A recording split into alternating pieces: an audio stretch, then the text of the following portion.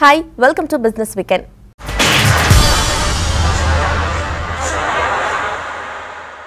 మార్కెట్లో ఈ వారం కూడా లాభంలోనే ముగిశాయి.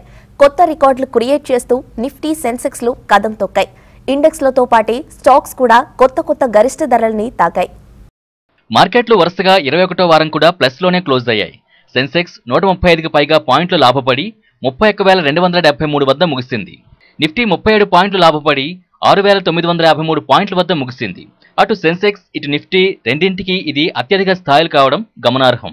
రెండు సూచీలు లైఫ్ టైం హైలోనే ముగియడం ఈ వారం ప్రత్యేకతగా చెప్పాలి. మార్కెట్లు గరిష్ట స్థాయిలో ఉన్న ఈ సమయంలో HDFC, Muthoot finance, DCB bank, hero MotoCorp, escorts, TVS Motors, Cadila health care, Laurus labs వంటి 28 స్టాక్స్ షేర్ల ధరలు కొత్త గరిష్టాల్ని చేరుకున్నాయి. వారం మొత్తం మీద చూస్తే నిఫ్టీ 0.5% లాభపడగా సెన్సెక్స్ 7% లాభపడింది. ఇక Nifty FMCG sector 3.5%, auto sector 2% లాభపడ్డాయి. ఏ రోజుకా రోజు కొత్త గరిష్టాన్ని తాకిన బ్యాంక్ నిఫ్టీలో లాభాల స్వీకరణ జరగ్గా వారం మొత్తం మీద చూస్తే ఫ్లాట్గా క్లోజ్ అయింది.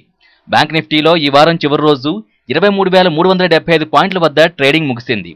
పిఎస్యు బ్యాంక్ సూచీ కూడా 0.33% నష్టపోయింది. ఇక గత వారం బాగా నష్టపోయిన ఫార్మా సూచీ ఈ వారం 2% లాభపడింది. అలానే ఐటీ సూచీ కూడా 1.2% పెరిగింది. Small cap 0.7%, mid cap 0.5% లాభపడ్డాయి. ఇక వీక్లీ గెయినర్ల విషయానికొస్తే గత వారం నష్టపోయిన అరబిందో ఫార్మా ఈ వారం 11.44% లాభపడింది. అదే రంగ షేర్ అయిన సిప్లా 8.42% పెరిగింది.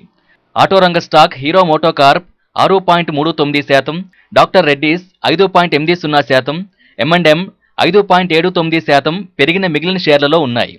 వీక్లీ లూజర్ల విషయానికొస్తే సన్ ఫార్మా 9.30% అత్యధికంగా నష్టపోయింది. టెక్ మహీంద్రా 6.89%, వేదాంత 5.69%, టాటా స్టీల్ 3.87%, బీపీసీఎల్ 3.31% నష్టపోయిన స్టాక్స్లో ఉన్నాయి. రిలయన్స్ కమ్యూనికేషన్స్ కి పెద్ద ఊరట దక్కింది. 42,000 కోట్లకి పైగా అప్పుల భారంతో సతమతమవుతున్న ఆర్కామ్ అప్పుల నుంచి బయటపడటానికి చేసిన ప్రయత్నాలకు బ్యాంకర్లు, రుణదాతలు ఓకే చెప్పారు. దీంతో పాటు ఈ అప్పులు తీరడానికి 7 నెలల గడువు దక్కింది. కొండలా పేరుకుపోయిన అప్పు తీర్చడానికి ఆర్కామ్ సిద్ధమైంది. ఇప్పటికిప్పుడు అప్పు కట్టక్కర్లేదంటూ రుణదాతలు భరోసా ఇవ్వడంతో ఆ కంపెనీకి ఊరట దక్కిందనే చెప్పాలి. సుదీర్ఘంగా సాగిన ప్రెస్ మీట్లో సంస్థ అధినేత అనిల్ అంబానీ తమ సంస్థ త్వరలోనే ఈ సమస్య నుంచి గట్టెక్కుతుందని చెప్పారు. Possibility of 15,000 crores contracts with Jio. Now, if you say that I do not want to securitize Jio, though it's 99% owned by Reliance Industries, then it's a matter of concern. And the concern is not I don't want to finance that. I don't want to take exposure on telecom. So I think it's to do with that. To your first question, I think that we articulated well that the debt post for the new Arcom will be 20,000 crores. అప్పుల భారం నుంచి గట్టెక్కేందుకు టవర్ల business లో సగం అమ్మనున్నట్టు తెలిపారు. దీంతో చెల్లించాల్సిన మొత్తం సగం తగ్గుతుందని చెప్పారు. ఎయిర్సెల్ మెర్జర్తో అప్పులపై ఎలాంటి ప్రభావం పడలేదన్న అనిల్ అంబానీ ఎస్ఎస్టీఎల్, ఎయిర్సెల్ డీల్స్ ని డిసెంబర్ 31 లోపు పూర్తి చేస్తామని చెప్పారు. ఈ రెండు ఒప్పందాల అనంతరం కంపెనీ అప్పులో 60% తగ్గిపోతుందని చెప్పారు.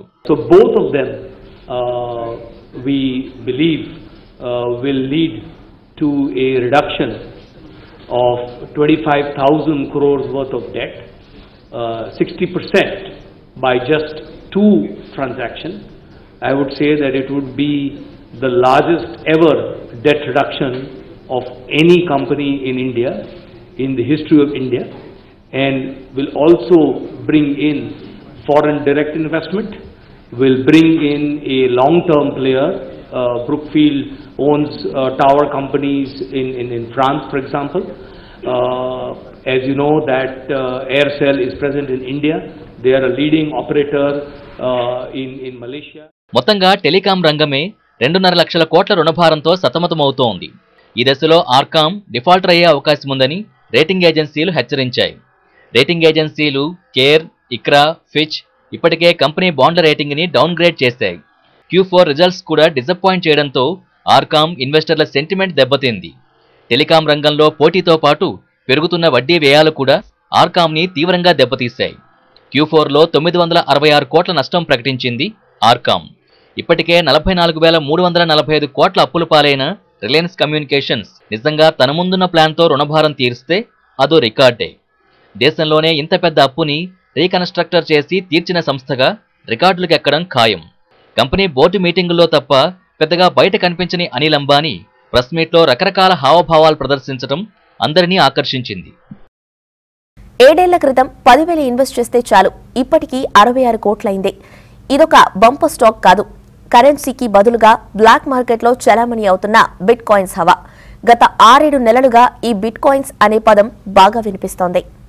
డిజిటల్ కరెన్సీలో 10,000 పెట్టుబడి పెట్టిన వాళ్ళు ఇప్పుడు కోటీశ్వరులయ్యారు. అయితే ఇది మనం వాడుకునే డబ్బు రూపంలో కాదు, అదే బిట్ కాయిన్ కరెన్సీ.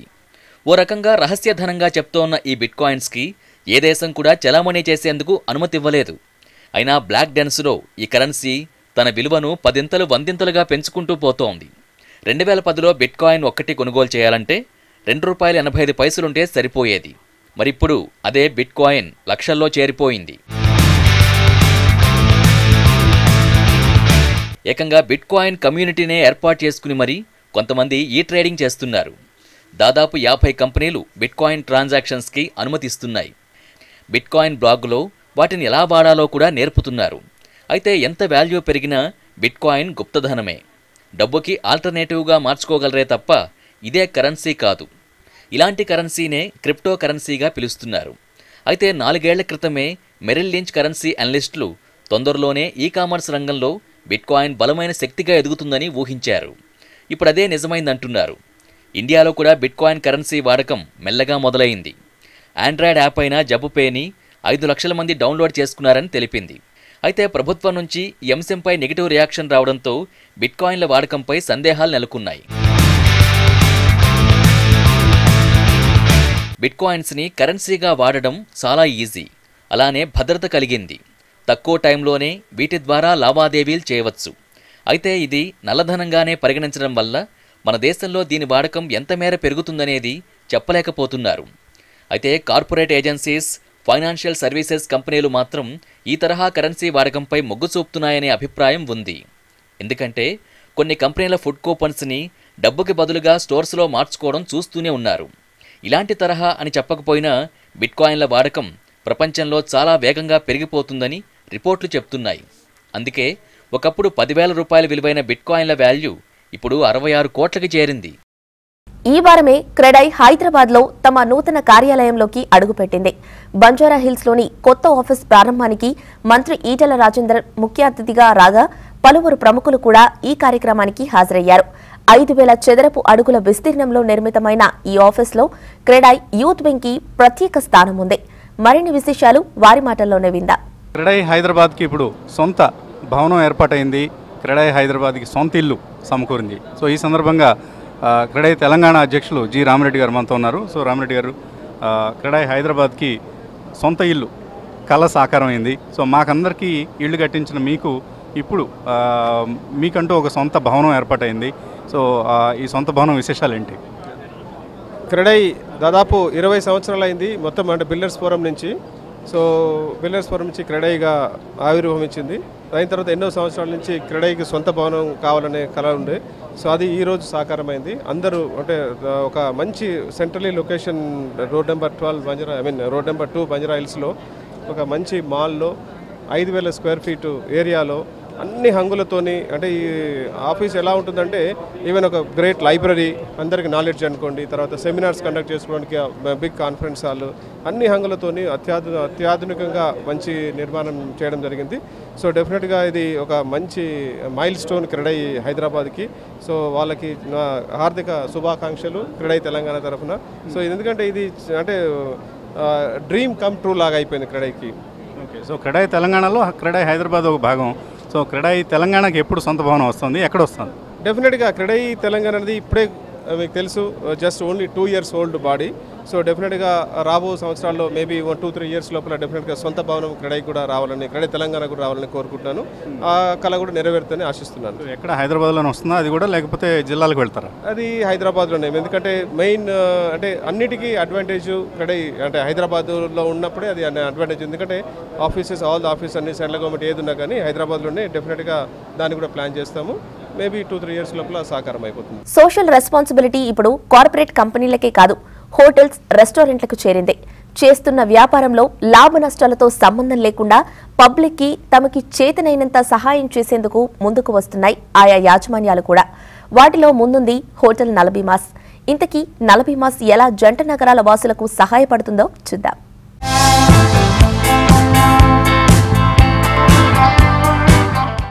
నలబీమాస్ ఈ పేరు సిటీ వాసులకు సుపరిచితమే. రుచికరమైన వంటలతో భోజన ప్రియుల్ని అలరించే ఈ హోటల్ ఇప్పుడు సిటీలో ఎండవేడి కల్లాడే జనాలకు కాసింత సేద తీరుస్తోంది. తమ స్టాల్స్లో మంచినీళ్లతో పాటు రాగి జావా, ఓఆర్ఎస్ను అందిస్తూ ప్రత్యేకత చాటుకుంటోంది.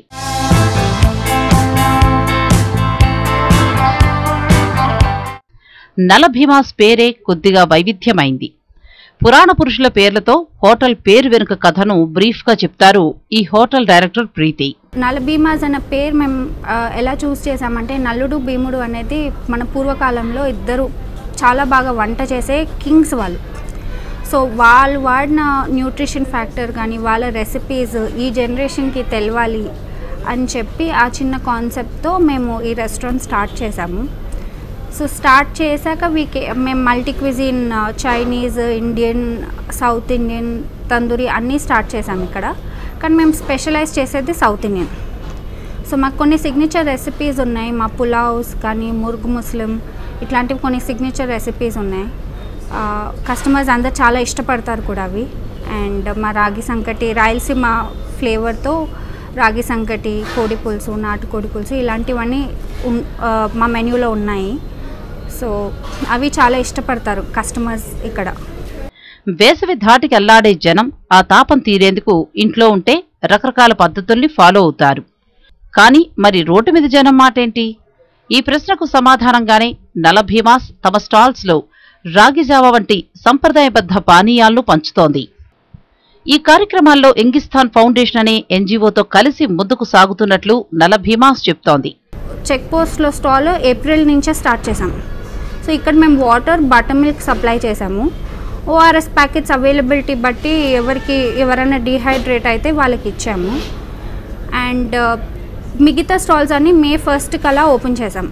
1 మంత్ నుంచి రన్ చేస్తున్నాం. సో మిగతా స్టాల్స్లో మేము వాటర్, రాగి జావా ఇచ్చేవాళ్ళము అండ్ ఓఆర్ఎస్ ప్యాకెట్స్ ఈ 3 అవైలబిలిటీ మేము ప్రొవైడ్ చేసాం. సో ఈ మధ్యలో ఈ స్టాల్స్ అన్నీ రన్ అవ్వడానికి కానీ మా కోఆర్డినేషన్ ఇవన్నీ యంగిస్థాన్ మాకు చాలా బాగా హెల్ప్ చేసింది. సో వాళ్ళు ఎక్కడ పడితే అక్కడ వాళ్ళ వాలంటీర్స్ని పెట్టడము, వాళ్ళ కోఆర్డినేటర్స్ని పంపించటము, దే చాలా బాగా హెల్ప్ చేసి they helped us run it successfully for the past 1 month 2 months మేము ఏదైతే చేస్తున్నాము. అంతేకాదు తమ సేవా కార్యక్రమాలకు TV5 చాలా సహాయపడిందని ప్రత్యేకంగా కృతజ్ఞతలు తెలిపారు ఆ సంస్థ డైరెక్టర్. ఫ్లడ్స్ వచ్చినప్పుడు ఫుడ్ ప్యాకెట్ సప్లై చేయడం కానీ, అప్పుడు ఆల్విన్ కాలనీలో, తర్వాత సికింద్రాబాద్లో ఇవన్నీ కూడా మేము ఇదివరకు చేసాము. సో నలబీమాస్ ఆల్వేస్ ఎప్పుడైనా ఏదన్నా వీఆర్ ఆల్వేస్ అంటే సోషల్ కాజ్కి సపోర్ట్ చేసుకుంటా, ఏదన్నా ఈవెంట్ ఏదన్నా ఇలా కెలామిటీ లాంటిది వస్తే మేము ఎప్పుడైనా ఫస్ట్ ఉంటాము. అండ్ మాకు తగ్గట్టుగా TV5 కూడా ఎప్పుడు మమ్మల్ని బాగా సపోర్ట్ చేస్తుంది. ఎనీ హెల్ప్ వాళ్ళని ఫ్లడ్స్ వచ్చినప్పుడు మాకు తెలియలేదు ఎక్కడికి వెళ్ళి సప్లై చేయాలి అని. సో TV5 మాకు బాగా హెల్ప్ చేసింది అప్పుడు మాకు సపోర్ట్ చేయడానికి. ఏ ఏరియాకి పంపించమని టైం టు టైం మాకు చెప్పేవారు. అలాగే మేము ప్రిపేర్ చేసి మా టీంని పంపించేవాళ్ళం ఫుడ్ ప్యాకెట్స్తో. సో అలా మాకు చాలా హెల్ప్ అయిందండి. నలబీమాస్ ఈ కార్యక్రమంలో తమని కూడా భాగస్తులను చేసినందుకు కృతజ్ఞతలు తెలిపారు ఎంగిస్థాన్ వాలంటీర్లు, ఫౌండర్లు. Really nice. బయట it is 46-45 degrees. దానిలో కూడా they're doing this. They took this initiative step of providing Ragi Java is really nice. It really helps you. You can beat the heat with Ragi Java and buttermilk. So that's it. Ground level lo mem chesinappudu it was really happy to see people coming to our stall, taking water, Ragi Java. They were really happy. Memu ee program Nalabima restaurant toni tie up ainamu to help the restaurant in providing water and buttermilk, ragi water to the people who are affected by the heat. మీరు అందరు చూసిన అనుకుంటా 45 degrees to 43 degrees heat నడుస్తుంది city లోపల. And I really appreciate నల్ల బీమాస్ for proactively initiating and caring for the general public and providing water and buttermilk and ORS packets so that people on the road heat ki affect kagurdu anesi. నల్ల బీమాస్ చేస్తున్న సేవా కార్యక్రమాలను మరింత ముందుకు తీసుకెళ్తామని, దానికి అందరి సాయం కావాలని కోరారు సంస్థ ఎండి విజయ పావని. సో ఇట్లనే ఈ సోషల్ కాజ్కి అందరు ఇలా సపోర్ట్ చేసి ఇంకా ఇట్లాంటివి ఎన్నో సోషల్ రెస్పాన్సిబిలిటీస్ ఇంకా కొన్ని తీసుకోవాలని చాలా చాలా ముందుకు రావాలనిపిస్తుంటుందండి నల్ల బీమాస్కి. అండ్ ఇంకా ఫ్యూచర్లో ఇంకా ఇట్లా బటర్ మిల్క్ కాకుండా, రాగి జావా కాకుండా, ఓఆర్ఎస్ ప్యాకెట్స్ కాకుండా ఒక హెల్త్ చెకప్స్ కూడా పెట్టాలని అనుకుంటున్నామండి. సో హోప్ఫుల్లీ ఇంకా నెక్స్ట్ ఇయర్ ఇంకెక్కువ స్టాల్స్తోనే ఇంకా ముందుకు రావాలనుకుంటున్నాం. సాధారణంగా సామాజిక కార్యక్రమాలు అంటే స్వచ్ఛంద సంస్థలకే పరిమితమైన కార్యక్రమాలు అని అనుకుంటారు. అలాంటి అభిప్రాయాన్ని తుడిచిపెట్టేలా చేస్తున్న నల్ల బీమాస్ ప్రయత్నాన్ని చాలా మంది ప్రశంసిస్తున్నారు, అభినందిస్తున్నారు కూడా. వారం వారం ప్రజాదరణతో దూసుకెళ్తున్న టీవీ5 మనీ ఒక్క స్టాక్ మార్కెట్ రిలేటెడ్ ప్రోగ్రామ్సే కాకుండా ఇంకా ఆరోగ్యానికి సంబంధించిన కార్యక్రమాలు కూడా ప్రేక్షకులను ఆకట్టుకుంటున్నాయి. ఈ వారం ప్రసారమైన హెల్త్ టిప్స్ మీకోసం.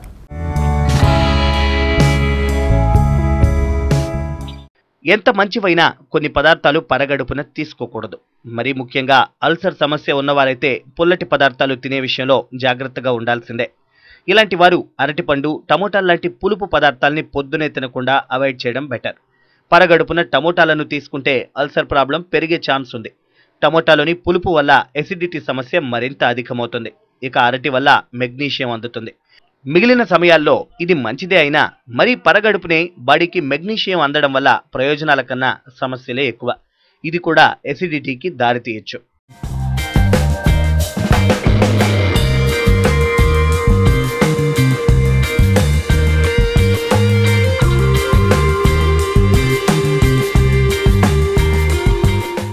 అలాగే అల్పాహారంలో నూడిల్స్, మసాలా పదార్థాలు, వేపుళ్ళు వంటివి తీసుకోకూడదు. అందులోనూ ఖాళీ కడుపుతో అస్సలు తినద్దు. వీటిలోని మసాలాలు, నూనెలు జీర్ణ వ్యవస్థ పనితీరుపై ప్రభావం చూపుతాయి.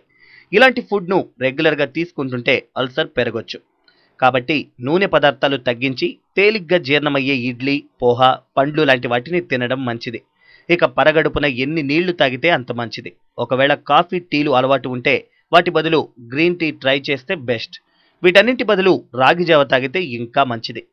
శరీరానికి కావలసిన పోషకాలు అందుతాయి.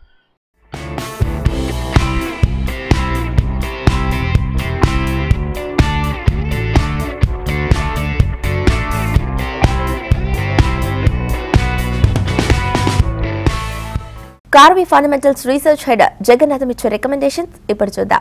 గడిచిన వారం మార్కెట్ ఒక రకంగా కన్సాలిడేషన్ ప్లస్ కొద్దిగా పాజిటివ్ సంకేతంతో వెళ్ళిందని అనుకోవచ్చండి. మార్కెట్ ఆల్ టైమ్ హై కంటిన్యూస్గా ఆల్మోస్ట్ బ్రీచ్ అవుతుంది. సో 9650 కూడా మనం క్రాస్ అవ్వడం జరిగింది. సో ఒక రకంగా మార్కెట్ పాజిటివ్ ఎనర్జీ కనపడుతుందండి. మధ్యలో కొద్దిగా కరెక్షన్ వచ్చినా కూడా, మిడ్ క్యాప్స్లో కూడా కొంచెం కరెక్షన్ అనిపించినా కూడా ఏమంటే మళ్ళీ బయింగ్ సపోర్ట్ వచ్చింది. So mutual funds almost 4,000 to 5,000 crores every month SIP వచ్చేటప్పటికి వాళ్ళకి చాలా ఇన్ఫ్లోస్ వస్తున్నాయి. సో మార్కెట్ కొంచెం కరెక్షన్ రాగానే వాళ్ళు ఏమంటే ఆ మనీ మార్కెట్లో ఇన్వెస్ట్ చేయడం జరుగుతుంది. దానివల్ల ఏంటంటే కరెక్షన్స్ ఎక్కువసేపు నిలబట్టలేదు, ఏమంటే ర్యాలీస్ రావడం జరుగుతుంది. సో ఇన్వెస్టర్స్ కూడా ఏంటంటే అందుకని పాజిటివ్ ఫ్రేమ్ ఆఫ్ మైండ్తో ఉండటం ఇంపార్టెంట్ అండి. కరెక్షన్స్ వచ్చినప్పుడు డిప్స్ని, మంచి క్వాలిటీ కంపెనీస్ని కొనుక్కునే ప్రయత్నం చేయాలండి.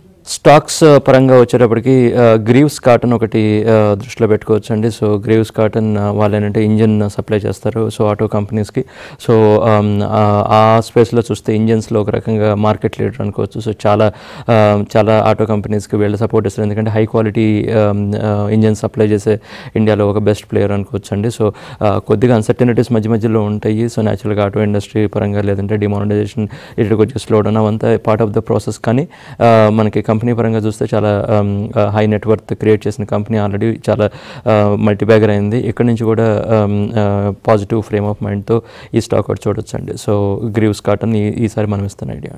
ఇవి బులెటిన్ విశేషాలు. మరో బులెటిన్లో మళ్ళీ కలుద్దాం. Keep watching TV5.